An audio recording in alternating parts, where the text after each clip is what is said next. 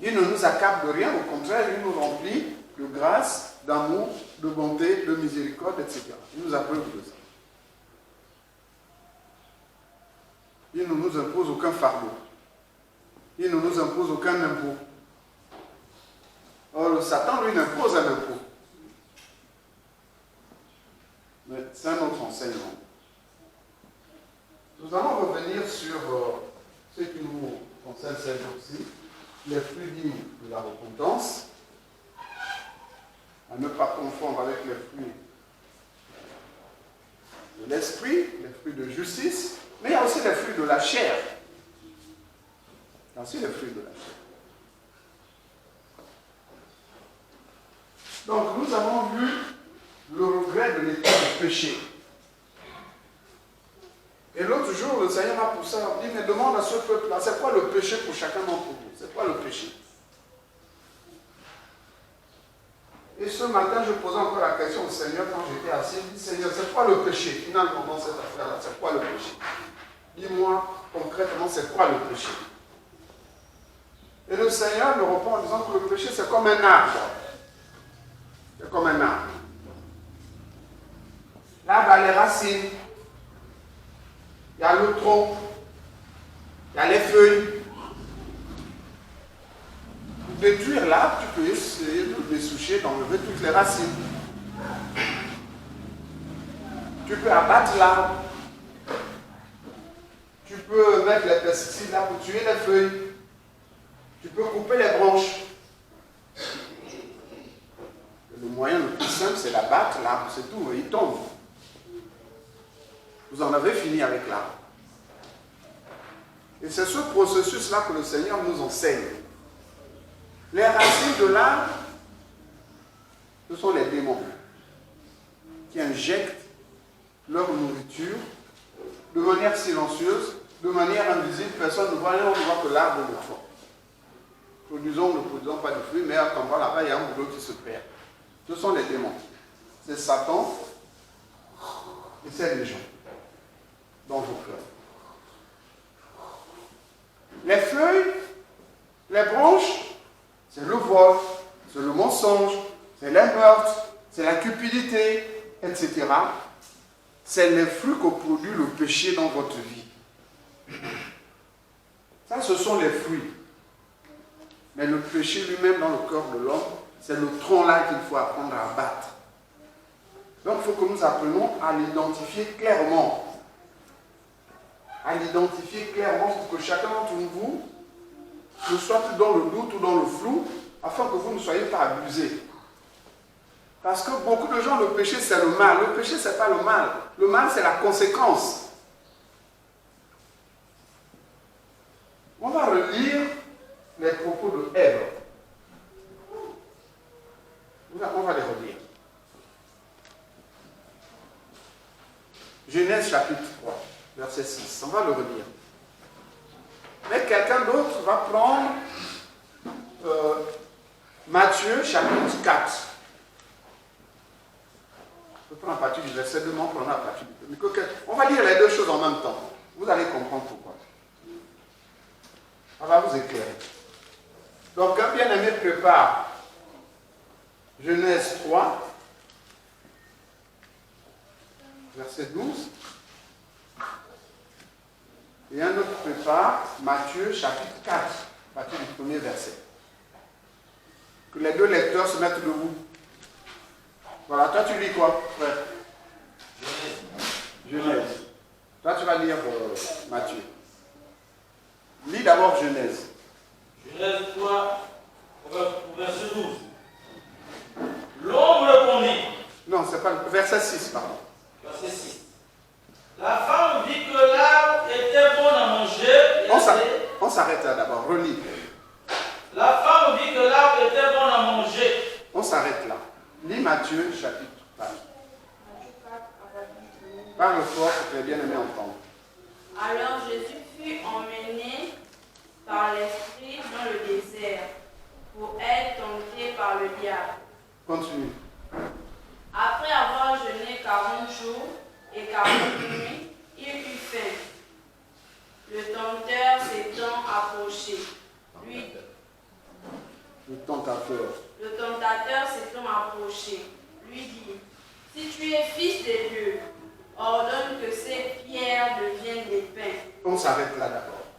Relis ta phrase, mon frère. La femme vit que l'arbre était bon à manger et agréable à la vue.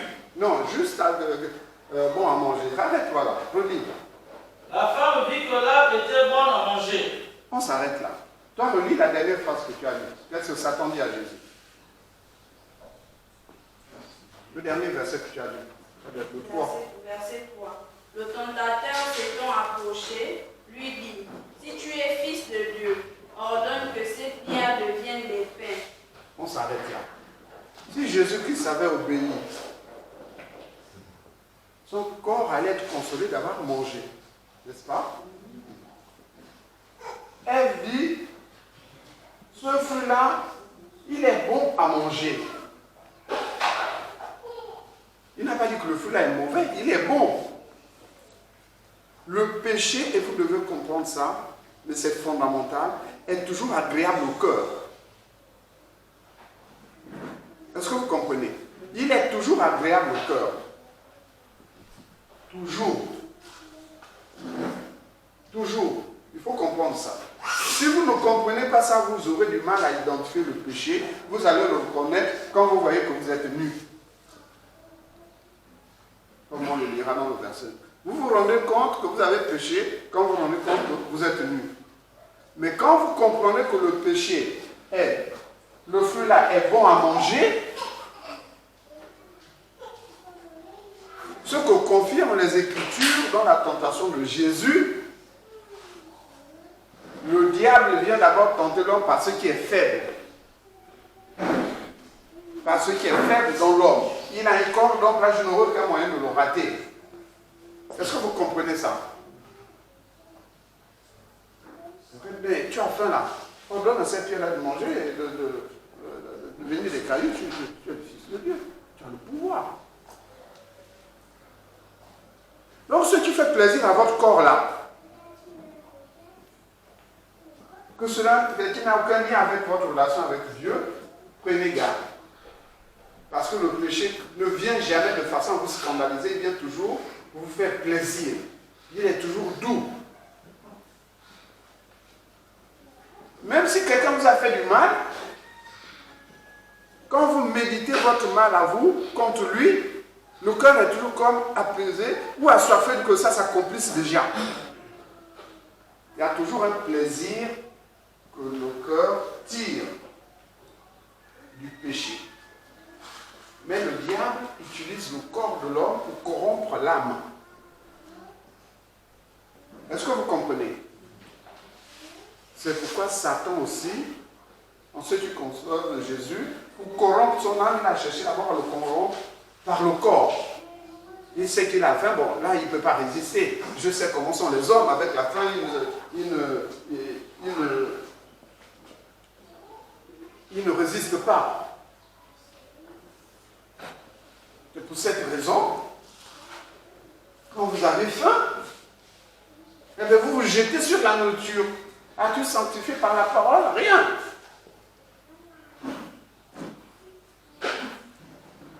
Pourquoi? Parce que vous pensez d'abord au corps qui a faim et non pas à votre relation avec Dieu qui sanctifie la nourriture. Vous voyez un bel habit, tu le prends, tu ne sais pas qu'il a souillé avant toi, ne fût-ce que les mains qui l'ont cousu. Ah oui, je sais, ça c'est bien. Est-ce que c'est même bien avec moi, toi le vendeur là? Oui, mais tu es élégant, tu es belle avec ça. Mais les mains qui ont souillé ça, avec la sueur, non. Rejetant jusqu'à la tunique souillée par la chair. Ce n'est pas écrit. Donc tu t'attaches maintenant à l'objet qu'un autre homme a créé, qui est corrompu. Tu dis, Seigneur, je voudrais payer cet habit. Sanctifie-le. Tu prends ton habit et tu payes. C'est tout. Donc le péché est agréable au cœur. Que quelqu'un d'autre prenne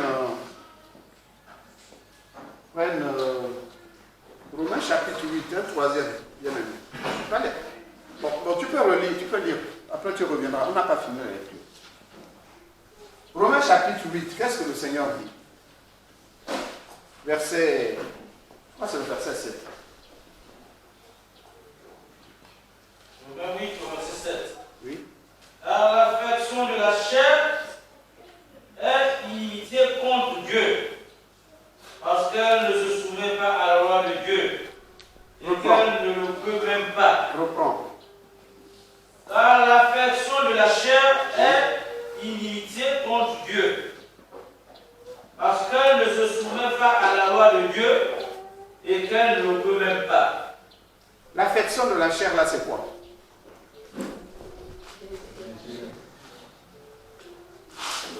L'affection de la chair, là, c'est ce que Ève confesse. C'est ce qu'elle confesse, là, c'est ça l'affection. Dans d'autres versions, c'est dit l'affection de la chair. Ce que aime la chair. C'est ce que Ève confesse, là. C'est bon à manger. Donc, elle accueille ça et elle ne tient plus compte de sa relation avec Dieu. Est-ce que vous comprenez? C'est ça l'affection de la chair, c'est ça l'amour de la chair, c'est ça ce qui plaît à la chair. C'est-à-dire ce que le corps accueille sans tenir compte de sa relation avec Dieu. Et il est dit que c'est inimitié. Inimitié, là, ça veut dire quoi? Que veut dire inimitié? Oui, la sœur. Contraire à la volonté de Dieu. Qui d'autre? Inimitié. Oui? Inimitié veut dire le contraire de l'amitié. C'est l'opposé de l'amitié. Est-ce que vous comprenez? L'inimitié veut dire opposé à la volonté de Dieu, opposé à Dieu. Inimitié veut dire le contraire de l'amitié. Donc il y a une opposition. Et une opposition non conciliable. Lis la phrase suivante, reviens dans Genèse 3, verset 6, la deuxième phrase.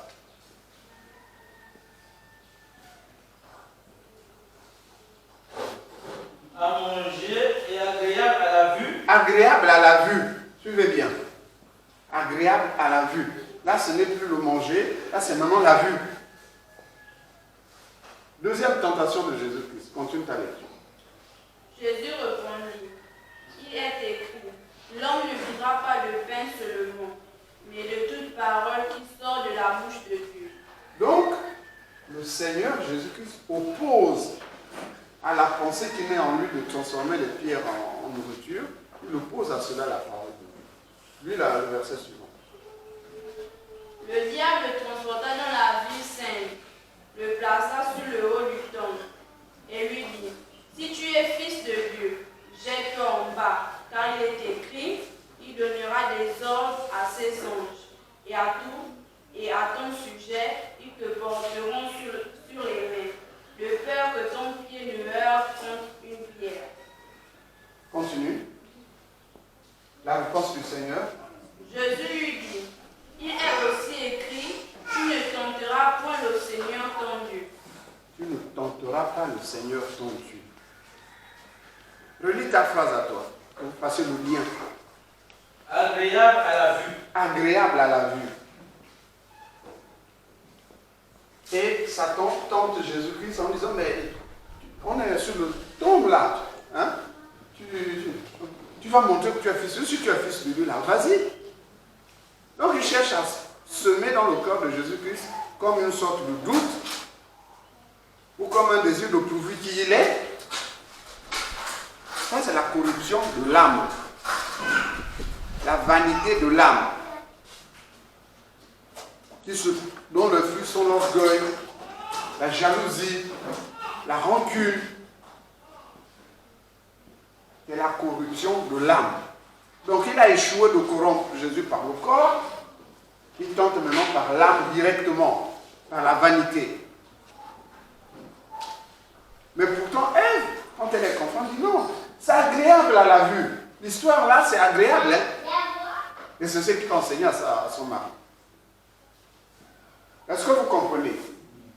Donc, dans vos désirs qui naissent dans votre cœur, que ce soit pour les choses liées au corps, parce que vous êtes des êtres humains, que ce soit simplement par l'orgueil du cœur, sa vanité, ouvrez les yeux. Parce que tout ça, c'est toujours agréable. Mais le Seigneur Jésus-Christ, qui a la sagesse, identifie tout de suite la source de ces pensées-là. Ça, c'est le diable. Et il oppose la parole de Dieu. Mais on va y revenir. Phrase suivante, le frère. Et qu'il était précieux pour ouvrir l'intelligence. Donc, quand Satan tente Ève, il cible le corps. Elle est dedans. Il cible l'âme. Elle est dedans. Et à la fin, il cible l'esprit. Elle est dedans aussi. Lis le tour de Jésus-Christ. Jésus lui dit, il est aussi écrit, tu ne tenteras pas le Seigneur ton Dieu. Oui. Déjà, une petite minute. La tentation du Seigneur ton Dieu est où? Satan demande à Jésus-Christ de violer une loi de Dieu. Quelle est la loi de Dieu? Tout ce qui tombe va se fracasser au sol. Parce qu'il y a la pesanteur, n'est-ce pas? Mais non, quel est le gain de Jésus-Christ d'aller violer cette loi-là? Si ce n'est d'obéir à Satan. En quoi Dieu est-il glorifié? Est-ce que vous comprenez? Celui qui tombe, il va s'écraser au sol. Toi-même, tu sais ça. Jésus-Christ sait ça. Pourquoi il va aller violer la loi que lui-même a établie en tant que Dieu? Donc maintenant, la phrase de verset suivant. Verset 8. Le diable transportant encore sur une montagne très élevée, lui montra tous les royaumes du monde et leur gloire. Et lui dit, je te donnerai toutes ces choses, si tu te prosternes et m'adores. Donc si tu te prosternes, là tu m'adores, je te donne ça. Relis la phrase de Ève. Et qu'il était précieux pour ouvrir l'intelligence. Il était précieux pour ouvrir l'intelligence. Satan demande à Jésus-Christ de l'adorer. Qu'est-ce que Jésus répond? Jésus lui dit, retire-toi Satan, car il est écrit, tu adoreras le Seigneur ton Dieu et tu le serviras lui-même. Lui seul. Lui seul. Donc, nous savons que Dieu, ses vrais adorateurs l'adorent en esprit et en vérité, n'est-ce pas? Donc nous comprenons que par cette attaque, Satan cible l'esprit qui est dans Jésus-Christ. Parce que c'est par l'esprit que l'homme se soumet aux esprits. Quand les gens vont faire des initiations là, même s'il y a des pratiques, des danses, des choses qu'on consomme, mais en réalité, ce qui s'accomplit pour ceux qui s'initient là, c'est ce que Ève dit là. Ça ouvre l'intelligence. Est-ce que vous comprenez?